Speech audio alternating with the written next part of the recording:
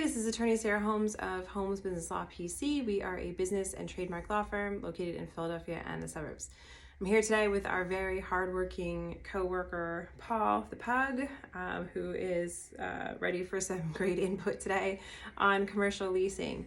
So one issue we want to point out to people thinking about leasing commercial space and where we see a lot of problems and things go wrong with leases is when a commercial tenant needs to do a build out. Meaning you're looking for space, you found a space, you like the space, but now the space is in no shape for you to move in and start running your business. So you may need to do a build out. That could be as simple as just bringing in some fixtures, maybe changing out some flooring, maybe painting. Those tend to be relatively easy and simple to do. Other tenants will need to do a full rehab, full gut, full renovation of the building. Those could be businesses like restaurants, that's typical. Salons often need to do build outs. Usually the types of businesses that need plumbing or very particular types of electrical or other features in the space. Now, as far as the build out goes, the build out costs and who does the build out can be negotiated between the tenant and the landlord.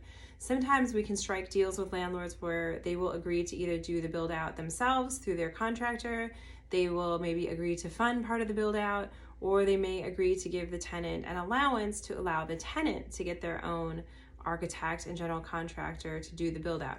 However, the terms of this type of construction can get very, very complicated and very detailed. And some concerns that we always have with clients is how long is the build out going to take? Do you have to get permits? And when is your rent going to start?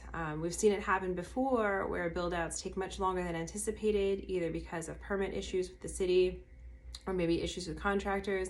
And then the client ends up having to pay rent months and months before the space is even completed.